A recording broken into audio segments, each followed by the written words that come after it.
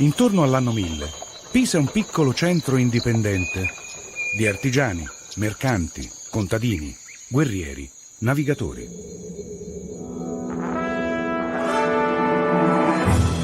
Nel corso del 1200 si sviluppano antiche case-torri, alte fino a 4 o 5 piani. Il Palazzo della Sapienza si trova proprio all'interno del nucleo principale più antico di Pisa. Gli scavi archeologici, condotti fra il 2012 e il 2018, durante il restauro del palazzo, hanno portato alla luce i resti di un isolato sviluppato fra il 1000 e il 1300. Circa 30 case, alcune con cortile lastricato, pozzo e tettoia.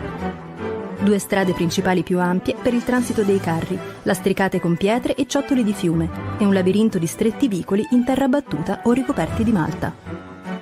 I muri, i pavimenti e i tanti resti di ceramiche su pellettili raccontano di un quartiere densamente abitato. Botteghe e piccole manifatture artigianali al pian terreno, abitazioni ai piani superiori. In un angolo dell'isolato si trova una chiesetta dedicata a Santa Maria Vergine, con un piccolo cimitero annesso.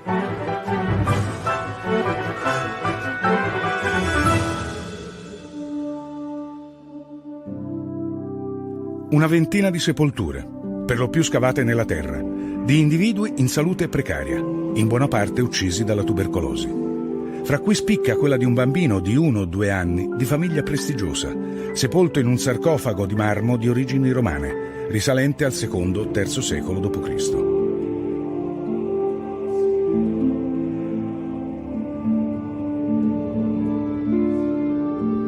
Viene scelto questo isolato, vicino al fiume e comodo per le merci, per costruire la Piazza del Grano, fulcro dello scambio cittadino di cereali, farine, biade, legumi e sale.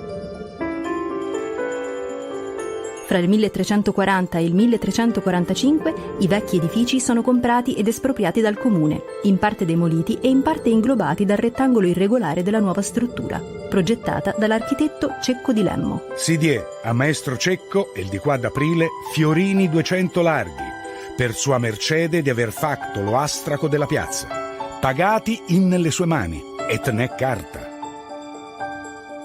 Et è comuno castello murato, con 2 torri in fortezza, ed è bella cosa, e la sera si serra. Et dentro tutta la piazza è mattonata per coltello, ed attorno sono le botteghe.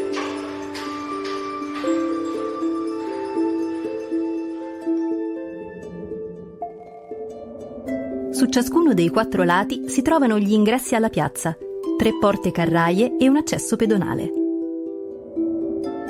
Sui lati lunghi si trovano le botteghe, 11 per parte, incassate fra i pilastri in pietra e coperte da una tettoia di legno. Si alloga la bottega dell'Aquila per livre 50, la bottega del Gufo per livre 25. Ogni bottega ha un nome di animale e un costo di affitto diverso a seconda delle dimensioni e della posizione.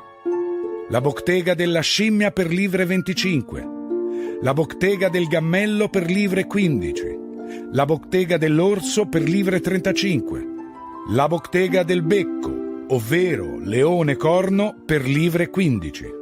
Sui lati corti si trovano porticati che danno accesso ai magazzini di grano e sale, all'ufficio delle misure e all'ufficio del gestore del mercato, detto operaio o massaio, situato probabilmente sotto lo stemma cittadino dell'Aquila imperiale, rinvenuto durante i lavori di restauro.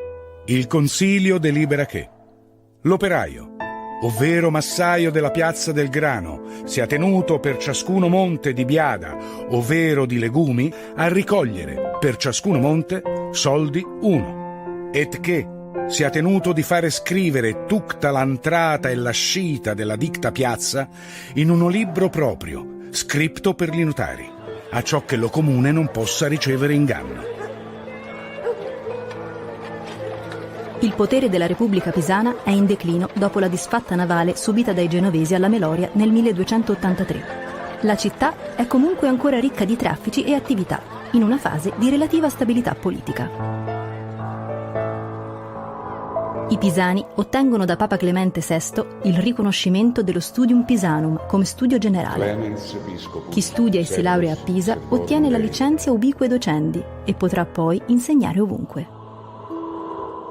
In supreme dignitatis, in base ai precetti della suprema autorità e per volere di un progetto divino, ci rivolgiamo a tutte le terre dei fedeli che si sottopongono alla nostra attenzione. Considerando la purezza della fede e la speciale devozione che la città di Pisa ha notoriamente, e pensando inoltre alla quiete, alla pace, alla ricchezza di vettovaglie, di alloggi e di molte altre opportuno che questa città possa divenire luogo fecondo per le scienze, affinché generi uomini incoronati di virtù ed esperti nelle dottrine di diverse facoltà. Lo studio non ha una sede specifica. Le lezioni si svolgono nei chiostri delle chiese e nelle case dei professori, con insegnamenti prestigiosi di teologia, diritto e medicina. Continua la parabola discendente della Repubblica Pisana. Pisa inizia a subire la pressione dei nemici via terra, Firenze su tutti. I fiorentini assediano per 11 mesi la città.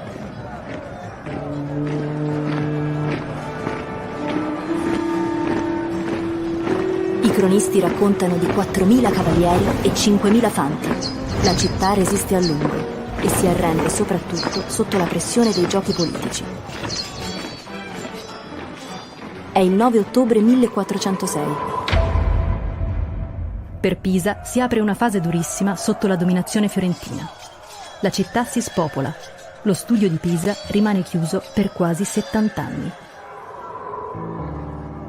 Con Lorenzo il Magnifico si assiste a un relativo rilancio della città. I medici decidono di riaprire i corsi a Pisa, considerando Firenze troppo caotica per favorire lo studio. Constatato quanto onore arrechino alle città gli uomini docti, et perché alla signoria di Firenze di tutti e grandi ordinamenti solo manca avere uno degno e riputato studio nelle sue terre, pertanto si provvede che s'ordini uno studio generale a Pisa. A partire dal 1487 gli ufficiali dello studio, coordinati da Lorenzo de' Medici, decidono di costruire un edificio in cui vengano riunite tutte le attività didattiche dello Studium Pisanum. A Pisa s'ordina una sapienza, che già vi s'è murato qualche camera, et sarà opera, et bella, et degna. Viene scelta la struttura della Piazza del Grano, mentre il mercato viene spostato più vicino al Ponte di Mezzo, nell'attuale Piazza delle Vettovaglie.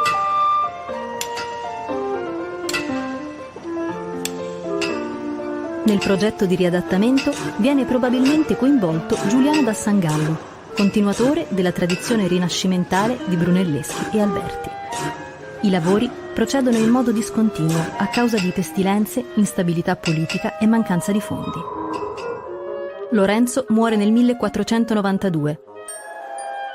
Sotto la guida di Cosimo I de' Medici, i corsi dello studio pisano riprendono il 1 novembre 1543. A metà Cinquecento il palazzo viene portato a termine. A pianterreno si trovano le stanze dei bidelli e dei professori, il refettorio, tabularium vetus e 11 aule, inclusa l'aula magna storica per le lezioni più frequentate. Al primo piano si trovano le stanze del collegio dormitorio per ospitare 40 studenti meritevoli e disagiati, vitto e alloggio gratis, selezionati prima per grazia governativa e poi per concorso.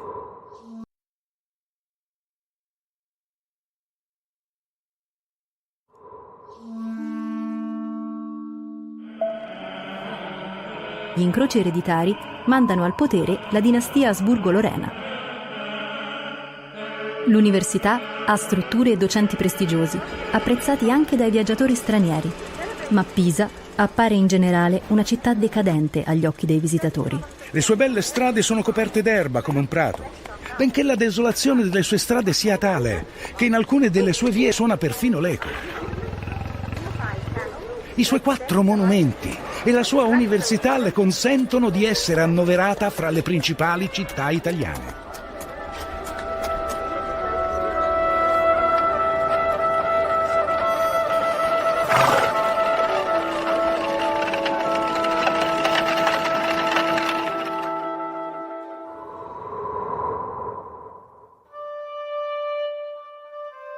Le lezioni sono strutturate in modi diversi. letture agli studenti, si fanno in latino e durano un'ora. dispute aperte fra professori, chiamate lezioni circolari, e le cosiddette ripetizioni alla colonna. Il professore passeggia poi per una mezz'ora sotto il colonnato che circonda il cortile. E là gli studenti gli espongono in volgare i dubbi e le difficoltà che egli risolve nella stessa lingua. Io seguivo con difficoltà il latino dei professori toscani. Tutte le parole che finiscono con delle consonanti come gloriantur, ut, dominum, le pronunciano raddoppiando la consonante finale e caricandola con una E aperta. Glorianturre, utte, dominumme.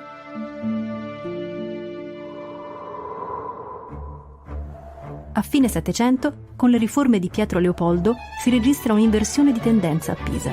L'università riacquista prestigio e credibilità.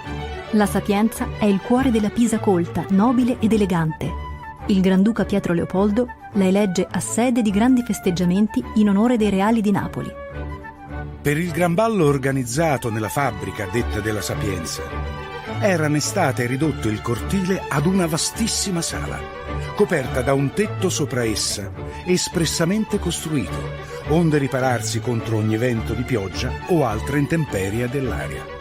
Presentava il tetto, nella sua interior cavità, l'aspetto di una magnifica volta, parata di tela bianca, con fregi d'arabeschi e di frange d'oro, dalla quale, sostenute da lunghe vaghe tracce di fiori, pendevano bellissime e fitte lumiere di cristallo, destinate ad illuminare la gran sala. Tutte le stanze che attorniano l'indicato cortile e che servivano prima alle lezioni dei diversi professori dell'università, trasformate erano in ridenti salotti da giuoco, adorni di pitture e di specchi, lo che formava per ogni lato attorno alla sala maggiore un vasto giro di comode e ridenti camere. Se in siffatto locale riuscirono 2 festini da ballo sommamente leggiadri e dilettevoli, non è da dirsi, tanto più che poterono in qualche parte essere goduti anche dai più infimi, i quali, esclusi dall'interno della sala, erano ammessi liberamente nell'ampia superior galleria che per ogni parte la circonda e la domina.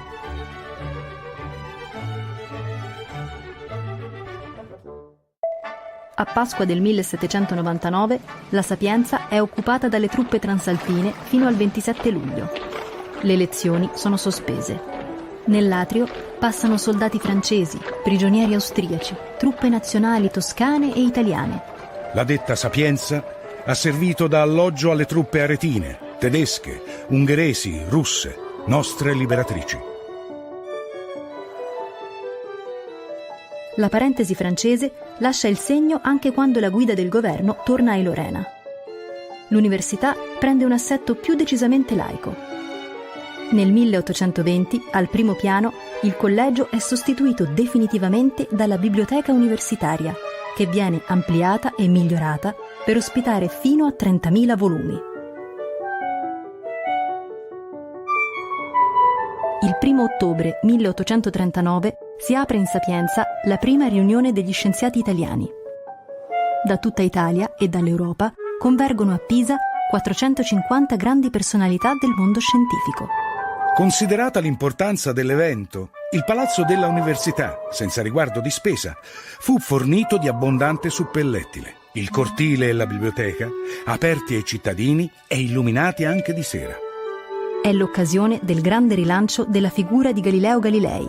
Nel cortile viene posizionata la statua, finanziata da una sottoscrizione pubblica e accompagnata dal discorso inaugurale di Giovanni Rosini, professore di eloquenza italiana. Compiuto l'anno 18° dell'età sua, giungeva in questa università nel 1581. Qual esser dové nel giovine Galileo la maraviglia, quando rivoltosi a esaminare le dottrine aristoteliche, trovò falsi tanti assiomi da tutti creduti infallibili. Poté dunque concludere che le scuole indicavano una falsa strada. Questo passo fu da gigante. Voi sapete che Aristotele in quei tempi non era una potenza, ma un idolo, che esaminarne i dogmi tenevasi per irriverenza, l'impugnarli sacrilegio. Tanto più debbe ammirarsi l'ardimento del giovine, che stabilì di proceder sempre nella novella via, con l'aiuto di una parola. E questa parola fu esperienza.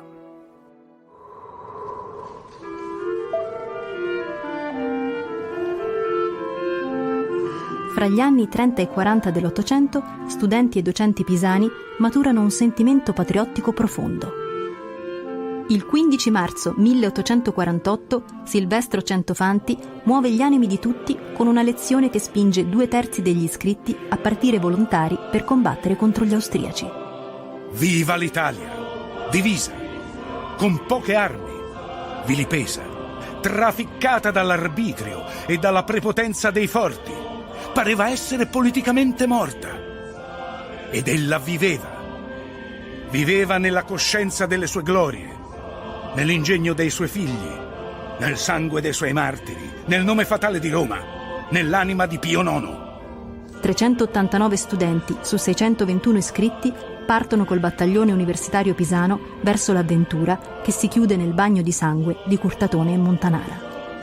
Il viaggio è documentato nelle lettere dei ragazzi, vitali e travolgenti. Il bollore giovanile mi invade al sommo grado e godo di essere nato in questo secolo e avere il braccio capace a qualche cosa.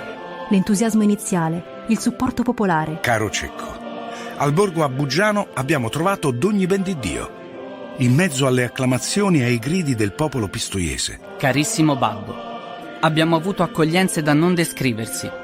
Vino, pane, formaggio, castagnaccio, tutto gratis. La scoperta di terre mai viste, la bellezza delle Apuane, la vastità della pianura padana. Vi erano certi punti che parevano d'incanto. Aggiungici la neve, rocce che dipinte si crederebbero favole. La Lombardia è una pianura immensa, di cui non si vedrebbe la fine, se le Alpi non ne indicassero le tracce. Il crescere della paura, la tragedia della guerra. Ebbi delle visioni. 1000 voci parlarono al mio cuore. Una sola mi diceva torna. Vedeva le batterie ordinate per trucidarci. Vedeva la mia morte sicura. Caro babbo, avrei saputo la nostra disfatta. A Montanara è seguito un macello. I nostri feriti si credono in mano dei tedeschi ed i più cari amici sono perduti. Cara Gegia, tu mi chiedi nuovi particolari, ma io questa volta non ti posso contentare. Siate forti nella nostra sconfitta. Essa è gloriosa. Qua ci danno buone notizie della guerra italiana da tutte le parti. E la Toscana non se ne potrà certamente vergognare. E noi toscani avremo la gloria di aver sostenuto un fuoco vivo di 5 ore contro 22.000 uomini e 24 pezzi di artiglieria. Basta, non ci posso pensare senza commuovermi. Tuo affettuoso figlio, Lorenzo.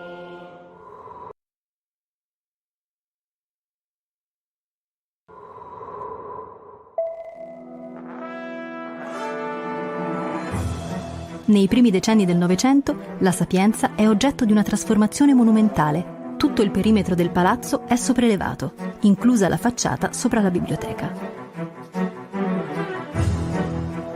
Il regista del progetto è l'ingegnere architetto Vincenzo Pilotti e il palazzo assume la forma visibile ancora oggi.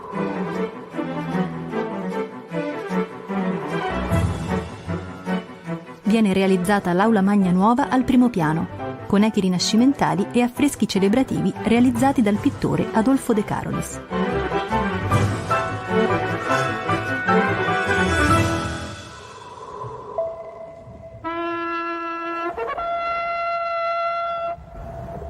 Pochi giorni dopo la marcia su Roma, l'apertura dell'anno accademico segna l'inizio delle cerimonie fasciste in Sapienza. Camicie nere di fame, volete il duce a Pisa?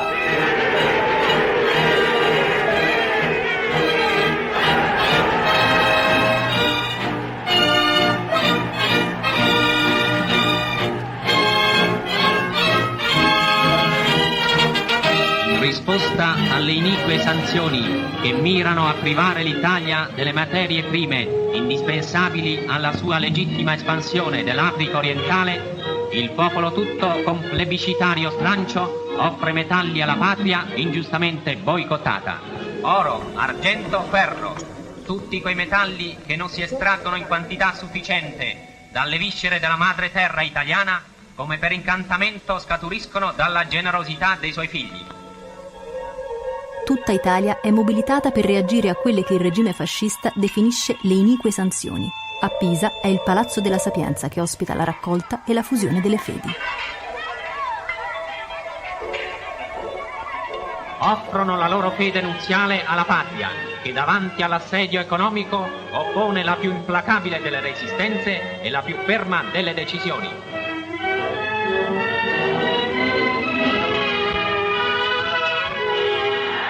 La parola è una sola! Vincere! E vinceremo!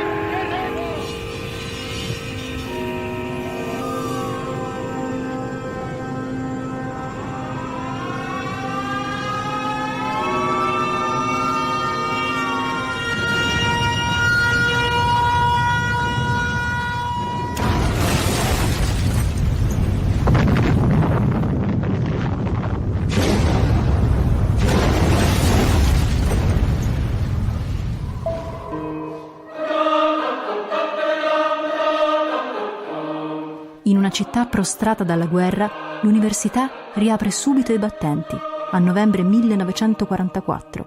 Si respira grande voglia di ritrovare la normalità. I cittadini vogliono tornare a divertirsi e in questo panorama le energie degli studenti e dell'università giocano un ruolo chiave. Nel 44-45 gli studenti iscritti risultano essere più di 4.000.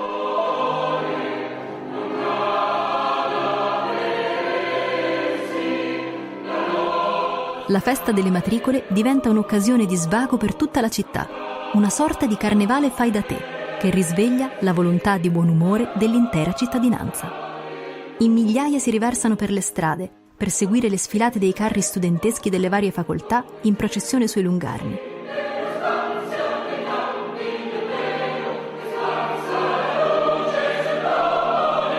La festa si espande per la città, passando da Piazza dei Cavalieri fino allo stadio, con giochi e gare di tutti i tipi.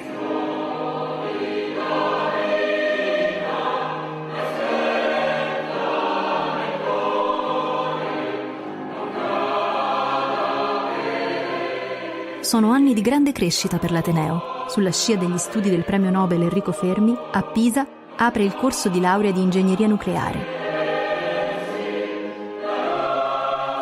In collaborazione con la ditta Olivetti si inizia a progettare il primo calcolatore elettronico interamente costruito in Italia, la CEP, calcolatrice elettronica pisana. È un calcolatore che è nato intorno al 1960. I lavori per costruirlo sono iniziati nel 1955.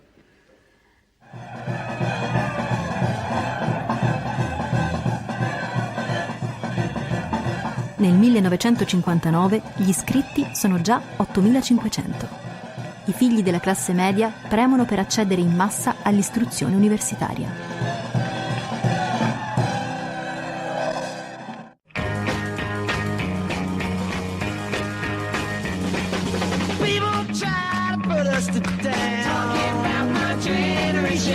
Just because we get around talking about my generation. They do look awful. Talking about my generation. Con il boom economico, un vento di cambiamento soffia in tutto il mondo, alimentato dalle giovani generazioni. La prima occupazione del Palazzo della Sapienza è del 1964, uno dei primi casi in Italia. Sempre più grave è la situazione all'università. La Sapienza è in mano agli studenti. Una cinquantina di giovani è penetrata ieri mattina all'interno dell'edificio, non appena i bidelli hanno aperto. I rappresentanti del parlamentino studentesco, ORIUP, occupano per la prima volta, in modo garbato e burocratico, la Sapienza. Non si vuole cambiare il mondo, si chiede un maggior peso degli studenti nella gestione dell'Ateneo. Il Senato accademico, tenuto conto della ingiustificata agitazione degli studenti e del loro atteggiamento che rivela assai scarso senso di responsabilità, deplora nel modo più vivo e dichiara che la giunta esecutiva dell'ORIUP si è con ciò posta nell'illegalità. Respinge le affermazioni e le richieste della giunta medesima. Fra l'8 e il 13 febbraio 1967, nell'università occupata vengono elaborate le cosiddette tesi della Sapienza. Con forte slancio ideologico, gli studenti mettono a fuoco alcuni punti cruciali della contestazione. Il movimento potrà giungere in una fase più avanzata a precisare il tipo di società che si propone di collaborare a costruire. Questo compito sarà reso possibile a. dall'analisi metodica dello sviluppo capitalistico in relazione alla università, c. dal collegamento con le lotte operaie.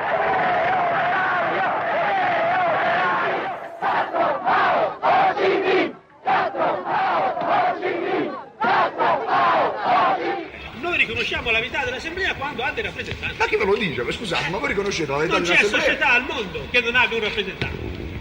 L'Assemblea. C'è una società. Il movimento sono le assemblee e gli studenti che contribuiscono al dibattito e all'azione pratica promossa dalle assemblee. Centinaia di giovani si riuniscono nell'aula magna dell'antico Palazzo della Sapienza. Gli studenti agiscono secondo tendenze diverse. Difficilmente sono riferibili agli schieramenti politici che troviamo in Parlamento.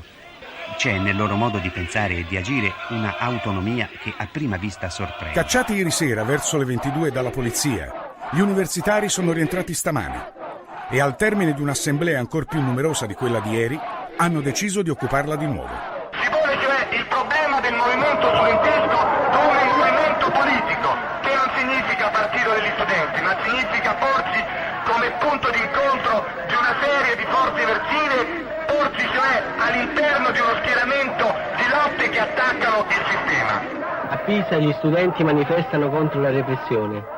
Al corteo partecipano rappresentanti del movimento studentesco di tutta Italia.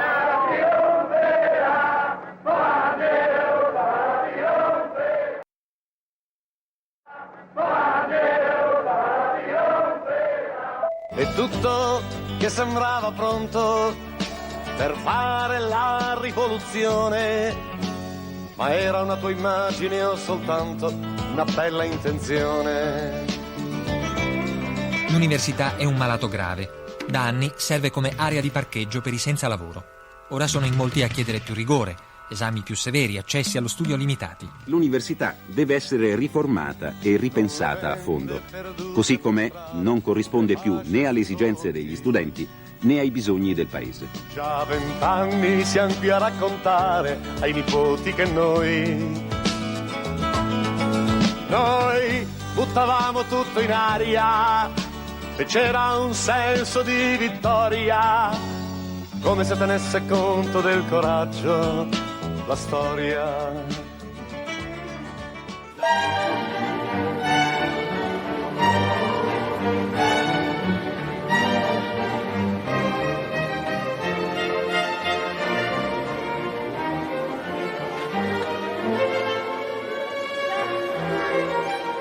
La Sapienza apre le porte alla visita di Papa Wojtyła.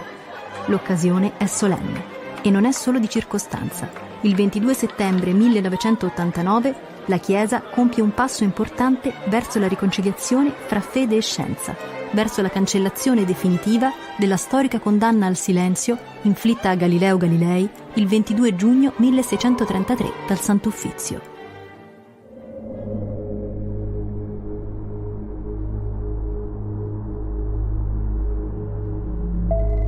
Essendo che tu, Galileo suddetto, fosti denunziato nel 1615 in questo santo uffizio, che tenevi come vera la falsa dottrina che il sole sia centro del mondo e immobile, e che la terra si muova e non sia centro del mondo, fu decretato che ti dovesse essere fatto precetto di lasciarla detta falsa dottrina, e che non potessi insegnarla ad altri, né difenderla, né trattarne in qualsivoglia modo, né in voce né in scritto. Io, Galileo, figliolo del fu Vincenzo Galilei, dell'età mia d'anni 70, e inginocchiato avanti di voi, con cuor sincero e fede non finta, abiuro, maledico e detesto li suddetti errori e eresie, e giuro che per l'avvenire non dirò mai più, né asserirò, in voce o in scritto, cose tali per le quali si possa aver di me simil sospizione. Io, Galileo Galilei, di mia propria mano, ho sottoscritta la presente cedola di mia abiurazione. È recitata di parola in parola in Roma, nel convento della Minerva, questo dì 22 giugno 1633.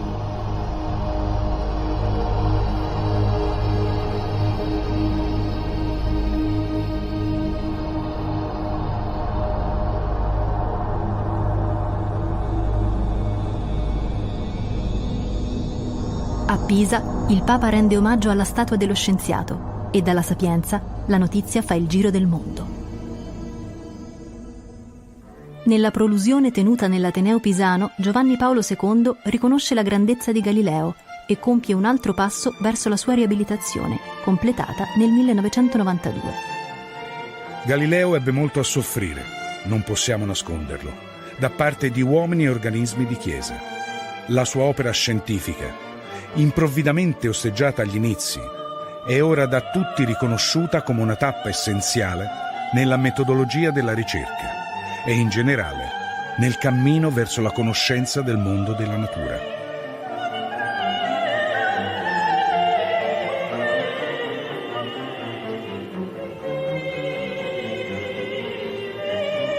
Fra gli anni 90 e l'inizio del nuovo millennio sono molte le occasioni e le celebrazioni di riguardo.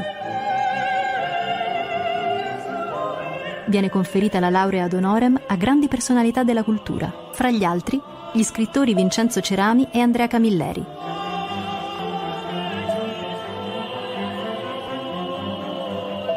I registi Paolo e Vittorio Taviani. I padri di Internet Vint Cerf e Robert Kahn, attivi anche a Pisa agli inizi degli anni '80 nella messa a punto del primo nodo italiano della rete. Nel maggio 2012 il terremoto con epicentro in Emilia provoca danni alla struttura del palazzo già in fase critica.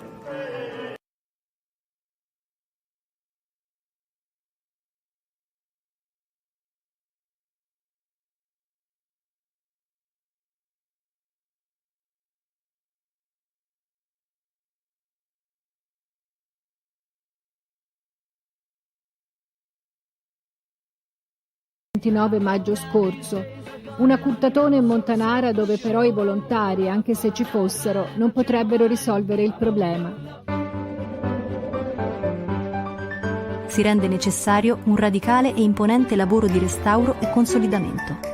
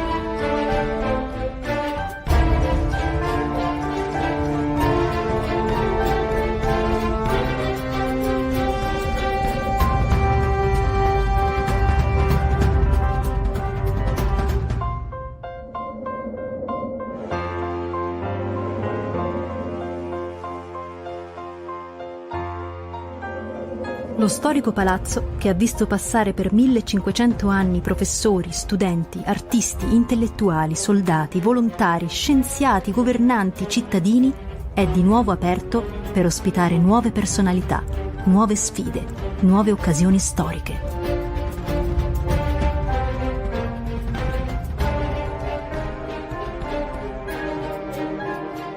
L'incontro di oggi vuole assumere un senso di risarcimento morale da parte dell'istituzione che si rese corresponsabile della discriminazione.